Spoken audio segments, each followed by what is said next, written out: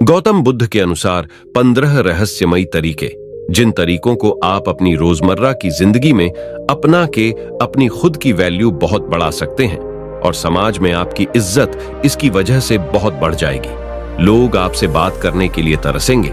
इन 15 तरीकों को बताने के बाद हम आपको गौतम बुद्ध की एक रहस्यमयी कहानी बताएंगे, जो कहानी को सुनने के बाद आपको यह पता चल जाएगा कि मन को कैसे नियंत्रित करना है और मन क्या है। तो चलिए उन 15 तरीकों के बारे में जानते हैं। कुछ लोग हमेशा सोचते रहते हैं कि लोगों के बीच अपनी वैल्यू कैसे बढ़ाएं, क्योंकि उन्हें हमेशा लगता है कि कोई भी उन्हें सीरियसली नहीं सुनता और उनकी इज्जत नहीं करता।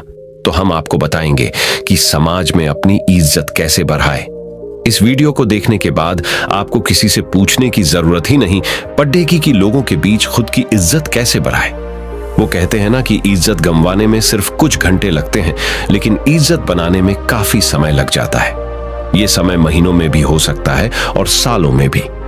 जिस व्यक्ति को समाज में इज्जत नहीं मिलती, वह हमेशा अप्रसन्न रहता है और मानसिक रूप से कमजोर भी होता जाता है। इसलिए इस बात का पता होना बहुत ही जरूरी है कि सोसाइटी में अपनी वैल्यू कैसे बढ़ाएं, ताकि आप खुद में सुधार करके ऐसा करने में कामयाब हो पाएं। कुछ लोग वैसे तो अच्छे खासे होते हैं, लेकिन उन्हें अपने खुद के महत्व का पता ही नहीं होता। अगर वो खुद में थोड़ा सा भी सुधार कर लें तो उनकी वैल्यू काफी ज्यादा बढ़ सकती है। लेकिन वो कुछ जरूरी बातों को इग्नोर करते हैं, जिस वजह से इतना सम्मान हासिल नहीं कर पाते। यहाँ हम आपको स्वयं की वैल्यू बढ़ाने के जो उपाय बताएंगे, उन्हें मानकर एक ऐसा आदमी भी अपनी खास इज्जत बना सकता है जिसमें फिलहाल कोई भी खूबी ना हो। किसी भी व्यक्ति को अगर सम्मान न मिले तो वह हीन भावना का शिकार हो सकता है। लेकिन जैसा कि हमने आपको बताया, इज्जत कमाने में समय लगता है। सिर्फ ये सोचने से कुछ नहीं होगा कि सोसाइटी में अपनी इज्जत कैसे बढ़ाए। आपको इसके लिए समर्पित होना पड़ेगा। चलिए जानते हैं कि अपनी खुद की वैल्यू बढ़ाने के लिए क्या करें। पहला उपाय, अपनी पर्सनैलिटी डेवलप करें। बेढंग तरीके से रहने वाले व्यक्ति को लोग कभी भी इतनी इज्जत नहीं देते। जो लोग साफ सुथरे और फिट रहते हैं, उन्हें लोग अलग ही नजरिए से देखते हैं। इसलिए सबसे पहले अपने व्यक्तित्व में सुधार लाने की कोशिश करें। अच्छी पर्सनैलिटी कैसे बनाएं? हमेशा नहाए धोए रहें, अच्छे कपड़े पहने और अपनी दाढ़ी व बालों को सेट करके रखें। सबसे पहली चीज आपका दिखावा ही होता है। आप चाहे कितने ही ज्ञानी क्यों ना हो, अगर ढंग से साफ सुथरे नहीं रहते तो लोग आपको इग्नोर करना ही बेहतर समझते हैं। इसलिए कोई आपकी इज्जत नहीं करता। तो चलिए बढ़ाते हैं हमारे दूसरे उपाय की तरफ। दूसरा उपाय, किसी से डरे नहीं। अगर आप सोच रहे हैं कि लोगों के बीच अपनी इज्जत कैसे बढ़ाए, तो आज से ही डरना छोड़ दें। आपको भगवान श्री कृष्णा की उस बात पर ध्यान देना होगा जब उन्होंने कहा था कि कोई आपको मार नहीं सकता, कोई आपका कुछ बिगाड़ नहीं सकता। बस आप कोई गलत कार्य ना करें। अपने अंदर के डर को कैसे दूर भगाए, आपको भी ठीक ऐसा ही करना है। आपको समाज को दिखाना है कि आपके अंदर किसी चीज को लेकर खौफ नहीं है। आप सत्य और न्याय के लिए हमेशा सच बोलने को तैयार हैं। खुद को मजबूत दिखाओगे तो अपने आप को ज्यादा सम्मान दिलवा पाओगे। निडर लोगों का लोग खुद सम्मान करते हैं। तो चलिए बढ़ाते हैं हमारे तीसरे उपाय की तरफ। तीसरा उपाय, हर समय उपलब्ध रहना छोड़ दें। आपने एक बात जरूर सुनी होगी कि किसी भी जगह पर बार बार जाने से या किसी के लिए भी तुरंत हाजिर हो जाने से आदमी अपनी वैल्यू ही कम करता है। ऐसा होने पर लोग आपको ज्यादा महत्व नहीं देते। उनका यही सोचना होता है कि अरे उसे तो चाहे कभी भी बुला लो, या फिर उसे बुलाने की जरूरत नहीं है, वो अपने आप आ जाएगा। मतलब ऐसी स्थिति में आपको कोई सीरियसली नहीं लेता। आज के जमाने में लोगों का थोड़ा वेट कराना बनता है, तभी वो आपका सम्मान करते हैं। तो चलिए बढ़ाते हैं हमारे चौथे उपाय की तरफ। चौथा उपाय, अपनी जुबान को पूरा करें। आज के दौर में बहुत ही कम ऐसे लोग पाए जाते हैं जो अपने द्वारा किए गए वादों पर खरे उतरते हैं। अगर आप सोच रहे हैं कि अपनी वैल्यू कैसे बढ़ाएं, तो खुद को ऐसा बनाइए कि लोग आप पर तुरंत विश्वास करने को तैयार हो जाएं। कहने का मतलब यह है कि अपनी जुबान को हमेशा पूरी कीजिए। आपने लोगों के सामने जो कुछ भी करने को एक बार कह दिया तो समझो कह दिया। अब आपको वो काम पूरा करवाना ही है। ऐसे व्यक्ति को लोग बहुत ज्यादा महत्व देते हैं और सभी उसकी इज्जत करते हैं। तो चलिए बढ़ाते हैं हमारे पांचवें उपाय की तरफ। 5वां उपाय, सामाजिक कार्यों में बढ़ चढ़ कर हिस्सा लें। गांव या शहर के सभी लोग आपको कब पहचानते हैं? जब आप सामाजिक कार्यों में हिस्सा लेते हैं और वहां अपने काम के दम पर अपनी उपस्थिति दर्ज करवाते हैं। सोसाइटी में अपनी इज्जत बढ़ाने के लिए ऐसा करना बहुत जरूरी है। यही वो मौके होते हैं जब आप सब लोगों की नजर में आते हैं। लोग आपके काम से प्रभावित होते हैं और उनके मन में आपके लिए इज्जत बढ़ती है। जब भी गांव या शहर के लिए कोई धर्म का काम या लोगों की सेवा करने का मौका मिले तो जरूर करें। तो चलिए बढ़ाते हैं हमारे छठे उपाय की तरफ। छठा उपाय, समय का सदुपयोग करें। अगर आप जानना चाहते हैं कि अपनी एक अलग शानदार रेपुटेशन कैसे बनाएं, तो समय को खराब करना छोड़ TDH दें। हमने बहुत से ऐसे लोगों को देखा है जो अपने जीवन को इतने अनुशासन के साथ जीते हैं कि उनकी बराबरी करना मुश्किल है। यकीन मानिए, हर व्यक्ति ऐसे आदमी की इज्जत करता है। अगर आप अपने समय को यूं ही बकवासबाजी में खराब कर रहे हैं तो कोई भी आपको पसंद नहीं करेगा। सब आपके बारे में ताने ही मारेंगे। इसलिए खाली समय में भी कोई ऐसा काम करें जिससे आपको नहीं तो कम से कम किसी दूसरे को लाभ हो।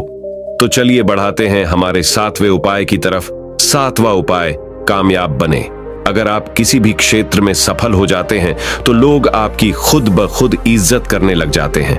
फिर आपको किसी से जानने की जरूरत ही नहीं कि अपनी इज्जत कैसे बढ़ाए, क्योंकि आज के दौर में लोग सिर्फ कामयाब लोगों की ही कद्र करते हैं।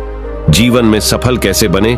आप चाहे कितने भी पढ़े लिखे क्यों ना हो, अगर आप सफल नहीं हैं, आपके पास कोई अच्छा जॉब नहीं है या आपका कोई बिजनेस नहीं है, तो लोग आपको पूछते तक नहीं हैं। इसलिए जितने भी युवा हैं वो सबसे पहले अपने करियर पर ध्यान दें। सफल हो गए तो लोग अपने आप रिस्पेक्ट करेंगे। तो चलिए बढ़ाते हैं हमारे 8वें उपाय की तरफ। 8वां उपाय, दूसरों से ज्यादा नॉलेज हासिल करें। अगर आप अपने मोहल्ले या गांव में सबसे ज्यादा सम्मान पाना चाहते हैं तो आपको अन्य लोगों की तुलना में ज्यादा ज्ञान हासिल करना होगा। आपको अपने आप को हर तरह से अपडेटेड रखना होगा ताकि जब आप बोलें तो सभी लोग ध्यान लगाकर सुने। इसके लिए आप टीवी पर न्यूज वगैरह देखते रहें और न्यूज़पेपर्स वगैरह पढ़ते रहें। जो व्यक्ति जितना ज्यादा ज्ञानी होता है उसे लोग उतना ही ज्यादा पसंद करते हैं। तो चलिए बढ़ाते हैं हमारे 9वें उपाय की तरफ। 9वां उपाय, बेबाकी से जवाब दें। आज वो दौर है जहां कमजोर व्यक्ति को तुरंत दबाने की कोशिश की जाती है। एक बार किसी से दबने के बाद वो बार बार आप पर कटाक्ष करने लगते हैं। उन्हें देखकर दूसरे लोग भी आपके मजे लेने लगते हैं। आपको ऐसा होने से रोकना होगा। स्मार्ट कैसे बने? अगर कोई आपसे मस्ती में आकर बात कर रहा है तो उससे आंख से आंख मिलाकर बेबाकी से जवाब दें, ताकि सामने वाला व्यक्ति और अन्य लोग तुरंत समझ जाए कि यह बंदा काबू में आने वाला नहीं है। आजकल अपनी इज्जत खुद करवानी पड़ जाती है। तो चलिए बढ़ाते हैं हमारे 10वें उपाय की तरफ। 10वां उपाय, अपने टैलेंट को शो कीजिए। कुछ लोग वैसे तो हर वक्त सोचते रहेंगे कि अपनी वैल्यू कैसे बढ़ाएं, लेकिन उसके लिए जो जरूरी कदम है वो नहीं उठाते।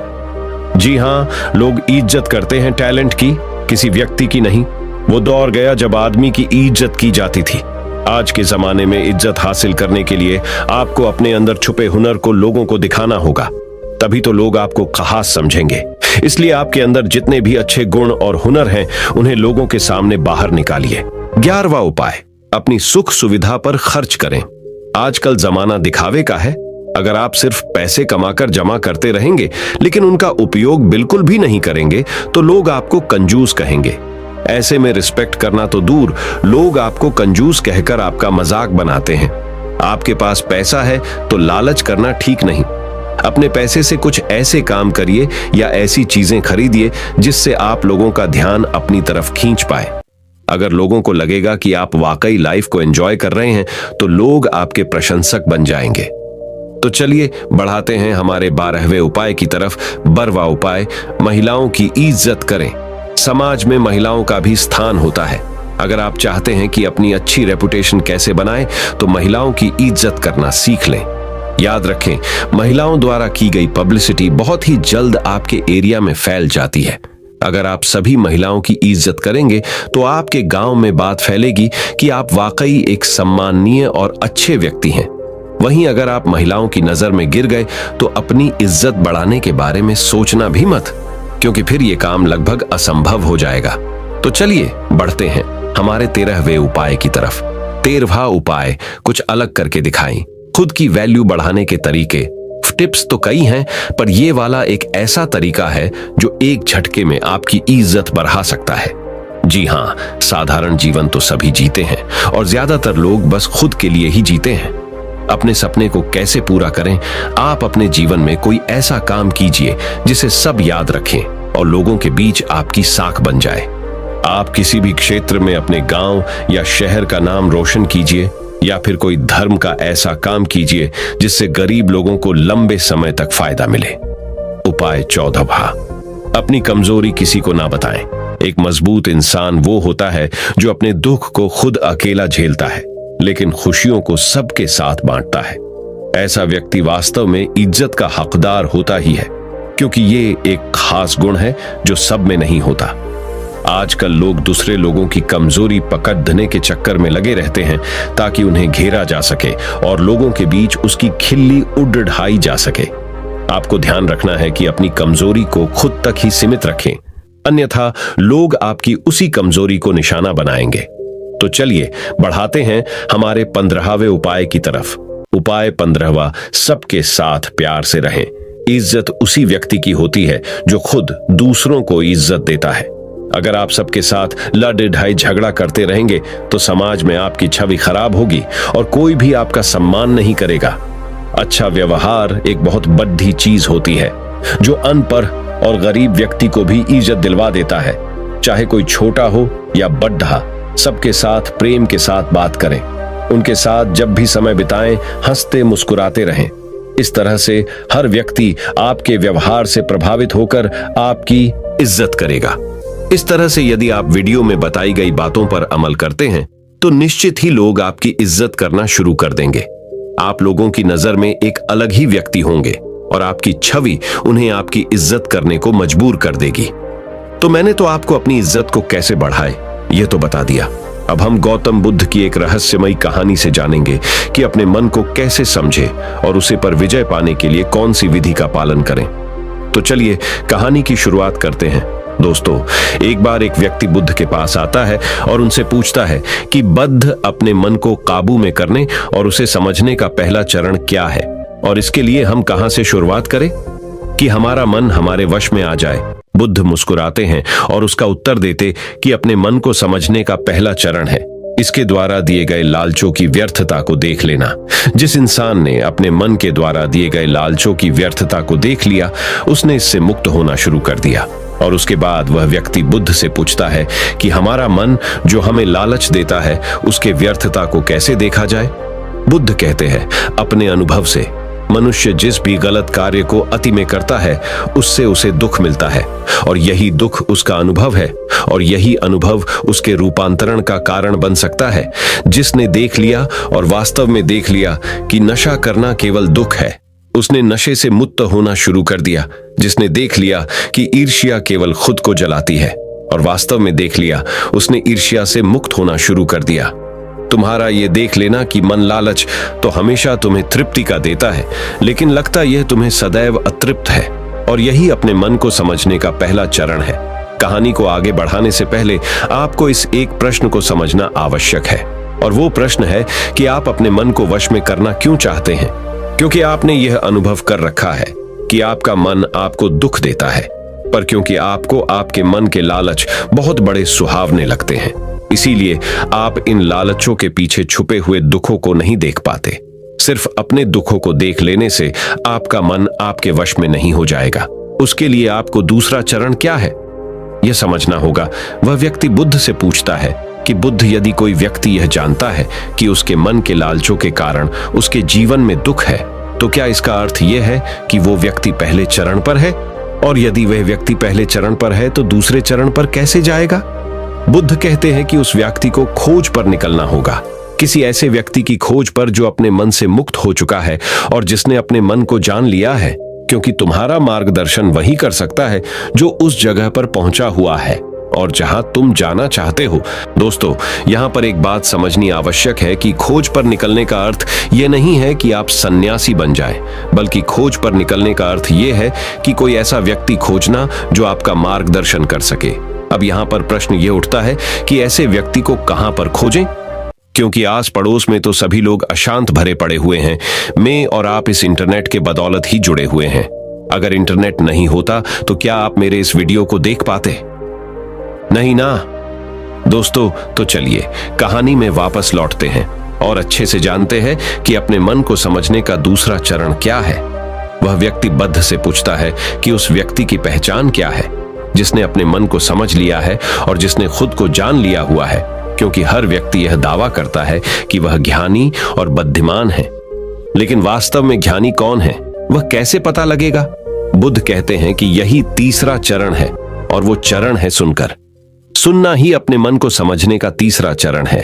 उसके बाद वह व्यक्ति बुद्ध से पूछता है कि क्या देखकर यह पता नहीं किया जा सकता, क्योंकि आपको देखकर ही पता लगता है कि आप एक महात्मा हैं। बुद्ध कहते हैं कि देखने में तो कोई व्यक्ति बहुत शांत लग सकता है, लेकिन भीतर से वह क्या है, ये उसके शब्द ही बता सकते हैं। लेकिन ध्यान रहे कि शब्दों पे भी विश्वास एकदम से नहीं कर लेना है। किसी भी बात पर विश्वास इसीलिए नहीं कर लेना है कि उसे मैंने कहा हुआ है या किसी महात्मा ने कहा हुआ है। किसी भी बात पर विश्वास आपको तब कर लेना है जब वह तुम्हारा अनुभव बन जाए। गौतम बुद्ध के द्वारा कही गई इस बात को मैं आपको थोड़ा और आसान भाषा में समझाने की कोशिश करता हूं। दोस्तों, कोई कहता है कि ध्यान करना अच्छा है और कोई कहता है कि ध्यान करना बुरा है। ये दोनों ही अतिया है।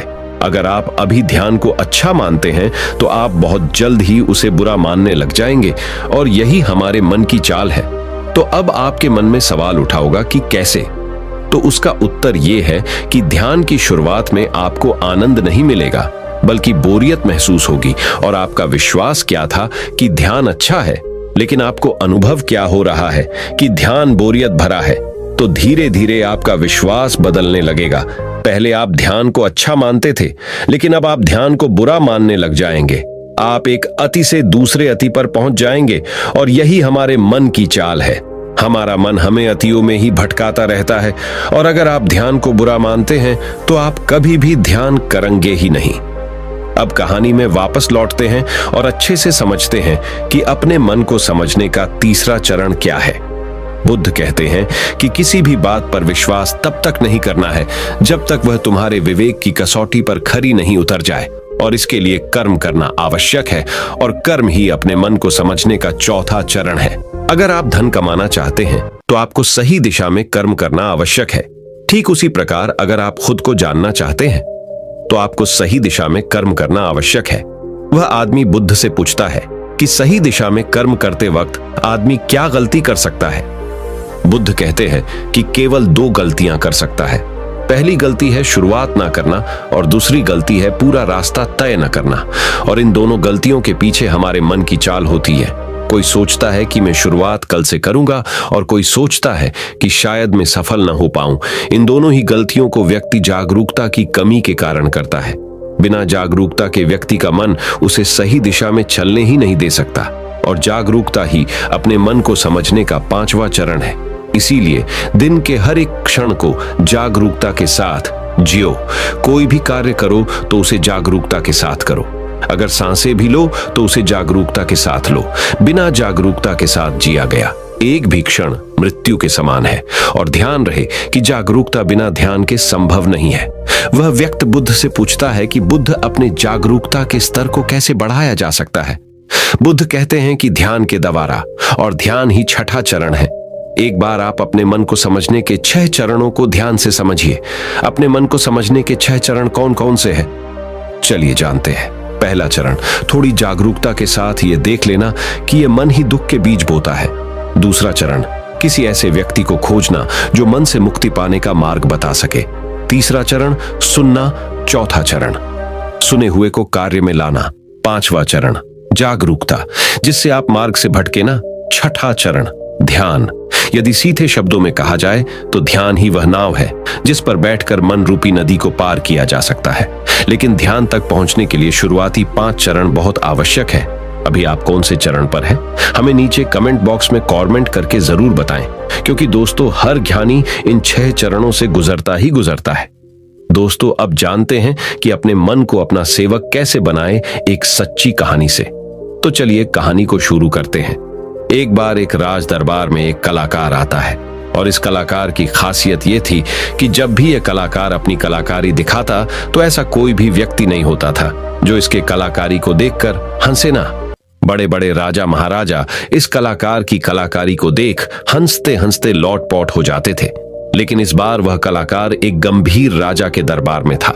इसीलिए लोगों को यह संदेह था कि कहीं वो इस बार असफल ना हो जाए। वह कलाकार अपनी कलाकारी दिखानी शुरू करता है और वही होता है जो हर बार से होता आ रहा था। राजा का हंसते हंसते बुरा हाल हो जाता है।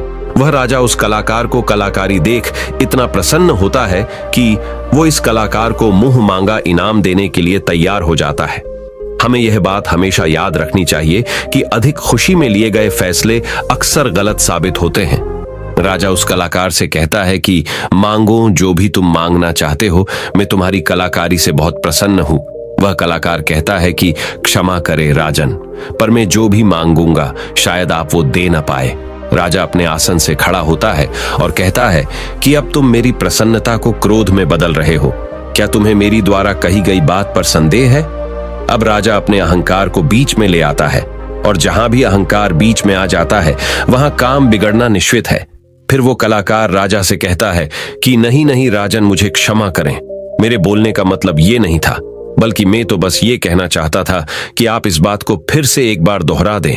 फिर उसके बाद राजा कहता है कि मैं तुझे वचन देता हूं कि जो भी तू हद में रहकर मांगेगा वह तुझे जरूर मिलेगा।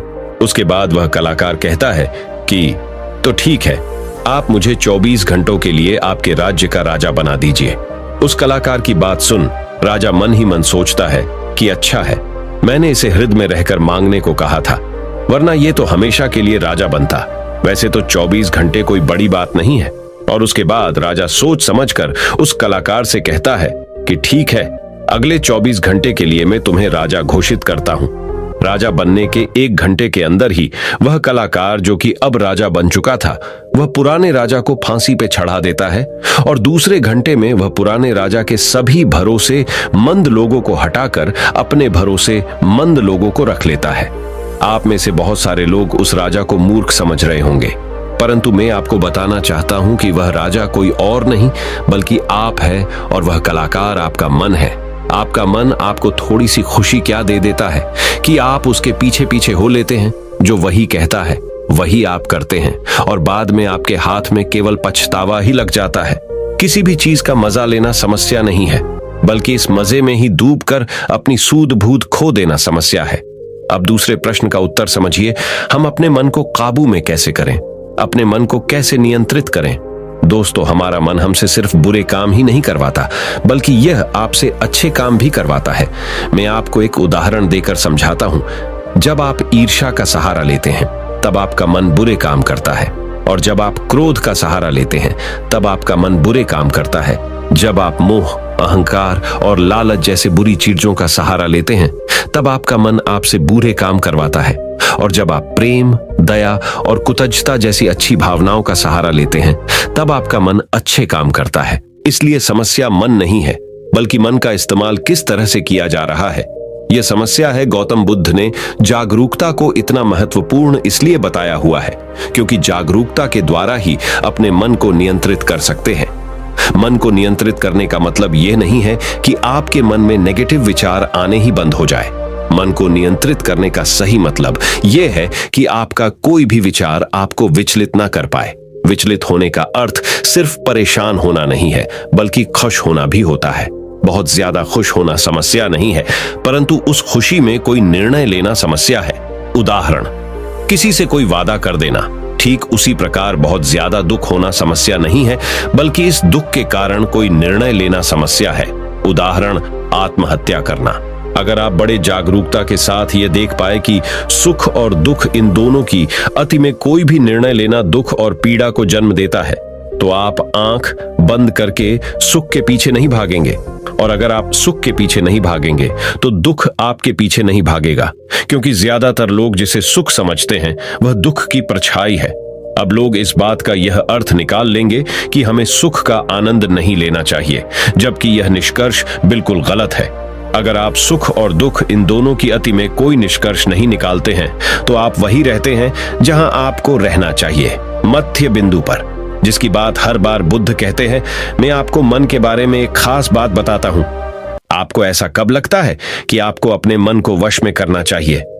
मैं आपको बताता हूं, जब आप वो काम कर रहे होते हैं जो काम करना आपके लिए सही नहीं होता है, तब आपको महसूस होता है कि आपको अपने मन को अपने वश में करना चाहिए, मगर आप वो काम फिर भी करे जाते हैं क्योंकि आपको उस काम को करने में मजा आता है। उदाहरण के लिए चुगली करना। आपको पता है कि चुगली करने से आपको कुछ भी फायदा नहीं होगा, फिर भी आप चुगली करते हैं क्योंकि चुगली करने में शुरुआत में मजा आता है, परंतु धीरे धीरे ही आपको पता चलता है कि आप अपने ही नजरों में छोटे बन गए हो। दोस्तों, गौतम बुद्ध के द्वारा दिया गया यह सूत्र मैं आपको आज बताता हूं, जो आपकी जिंदगी बदल सकता है। और वो सूत्र है, जिन कामों को करने में शुरुआती बहुत मजा आए तो वह काम आपके लिए हानिकारक है। उदाहरण के तौर पर फनी और गंदे वीडियो देखना, वेब सीरीज, जंक फूड खाना और सुबह देर से उठाना इत्यादि। और जिन कामों को शुरुआती में करने में कम मजा आता है या बोरियत महसूस होती है, वो काम आपका जीवन बदल सकता है।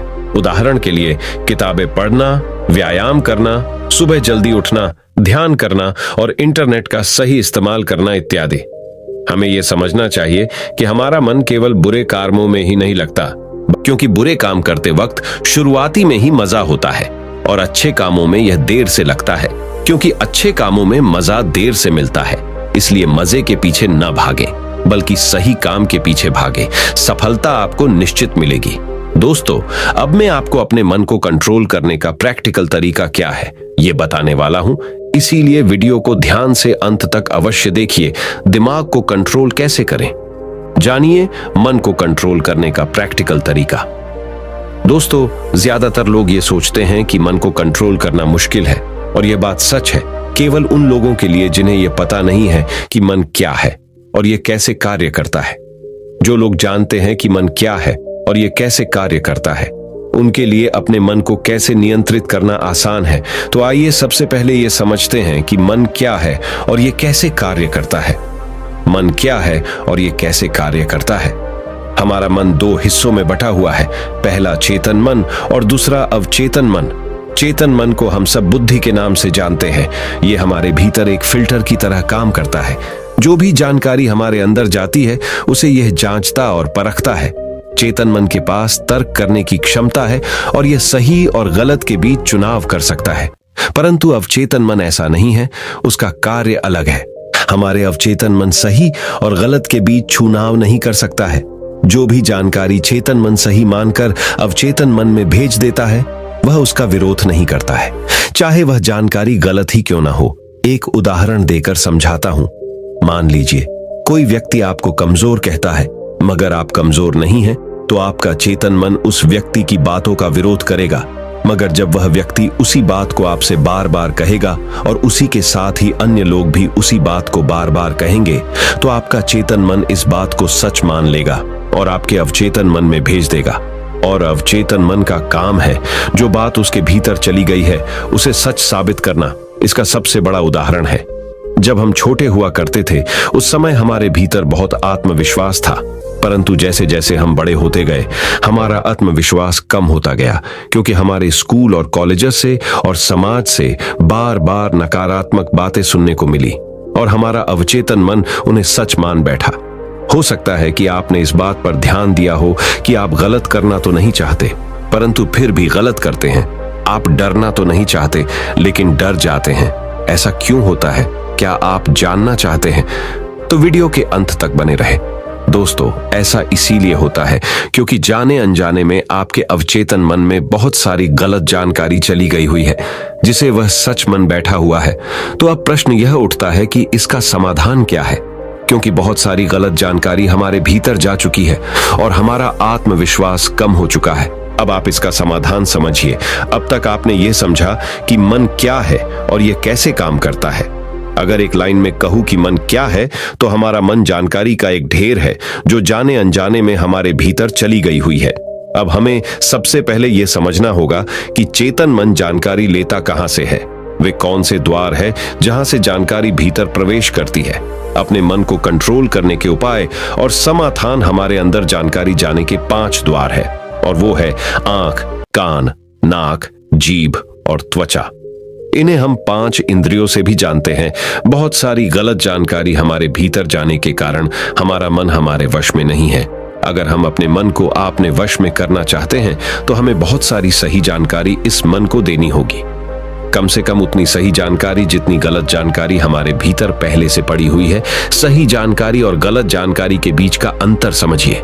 सही जानकारी वो है जो आपको आपके लक्ष्य की तरफ ले जाए और गलत जानकारी वो है जो आपको आपके लक्ष्य से भटकाए। उदाहरण से समझिए कि एक सन्यासी का लक्ष्य आत्मज्ञान है और आत्मज्ञान के लिए ध्यान करना आवश्यक है। अगर कोई चीज उसे ध्यान करने से रोकती है तो वह उसके लिए एक गलत जानकारी है। एक और उदाहरण देकर समझाता हूं। मान लीजिए कि आपको एक गायक बनना है, तो गायक बनने के लिए रियाज करना बहुत जरूरी है। अगर कोई चीज आपको रियाज करने से रोक रही है तो वह आपके लिए एक गलत जानकारी है। तो अपने मन को कंट्रोल करने के लिए आपके पास एक लक्ष्य का होना बहुत जरूरी है, क्योंकि अगर आप अपने मन को कहीं पर जाने से रोक दोगे तो उसे कहीं पर तो भेजना भी तो पड़ेगा। अगर आपके पास लक्ष्य है तो आपको सबसे पहले क्या करना है, ये ध्यान से समझ लीजिए। सबसे पहले इस चिंता को छोड़ दीजिए कि कितनी गलत जानकारी आपके भीतर जा चुकी है। आपको बस इतना करना है कि आपके 5 द्वारों पर, यानी कि जहां से जानकारी भीतर प्रवेश करती है, वहां पर जागरूकता का पहरा लगा देना है। कोई भी जानकारी आपके भीतर अनजाने में प्रवेश ना करे। पहरा लगते ही आपको बैलेंस में झूठ जाना है। अब आप ये सोच रहे होंगे कि बैलेंस किस चीज का? बैलेंस आपको नकारात्मकता और सकारात्मकता के बीच में करना है। नकारात्मकता आपके भीतर पहले से ही मौजूद है, अब बस आपको सकारात्मकता को भरनी है। आपको एक बात जान लेनी चाहिए कि सकारात्मकता नकारात्मकता को मिटा देती है, जिस प्रकार रोशनी अंधेरे को मिटा देती है। ये तो बस कहने की बात है कि आपको बैलेंस करना है। सच तो यह है कि जब आप अपने भीतर सकारात्मकता भरने लगेंगे तो आपके अंदर की नकारात्मकता उसी समय मिटने लग जाएगी। दोनों के बीच का बैलेंस होने का तो अवसर ही नहीं आएगा। यहाँ पर प्रश्न यह निर्माण होता है कि सकारात्मकता को कहां से लाए। तो इसके बहुत सारे तरीके हैं। पहला तरीका यह है कि आप अच्छे लोगों की संगत करिए और उन्हें ऑब्जर्व करके उनसे सीख सकते हैं। अब ये सही लोग आपके पास हो सकते हैं या नहीं भी, आप इंटरनेट, बुक्स और वीडियोस के द्वारा इनकी संगत कर सकते हैं। उदाहरण के लिए, अगर आप बुद्ध की संगत करना चाहते हैं तो आप उनके ऊपर लिखी हुई किताबों को पढ़कर और ऑडियो टेप सुनकर उन्हें समझ सकते हैं। ध्यान रहे, हमेशा ऐसी चीजें पढ़े, सुने और देखे जो आपकी लक्ष्य से जुड़ी हुई हो। जब आप लगातार अपने भीतर अपने लक्ष्य से जुड़ी अच्छी जानकारी भेजते हैं तो आपके अंदर की नकारात्मक जानकारी को धोकर साफ करती है। अभी हमारा मन गलत जानकारी में उलझा हुआ है जो अनजाने में हमारे भीतर चली गई हुई है, जिसके कारण हम अक्सर कहते हैं कि हमारा मन हमारे वश में नहीं है और हमारा मन किसी भी काम में नहीं लगता है। हमें यह समझना चाहिए कि मन हमारा है, हम मन के नहीं है। वही सुनो जो आपके लक्ष्य से जुड़ा हुआ है, वही देखो जो आपके लक्ष्य से जुड़ा हुआ है, और वही पढ़ो जो आपके लक्ष्य से जुड़ा हुआ है, वही करो जो आपके लक्ष्य से जुड़ा हुआ है। मैं आपको एक उदाहरण देकर समझाता हूं।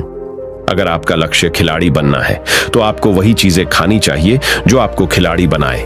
मन पर नियंत्रण रखने के लिए इंद्रियों पर संयम आवश्यक है और संयम के लिए अनुशासन आवश्यक है और अनुशासन के लिए एक सही निर्णय आवश्यक है जो आपको अभी लेना है।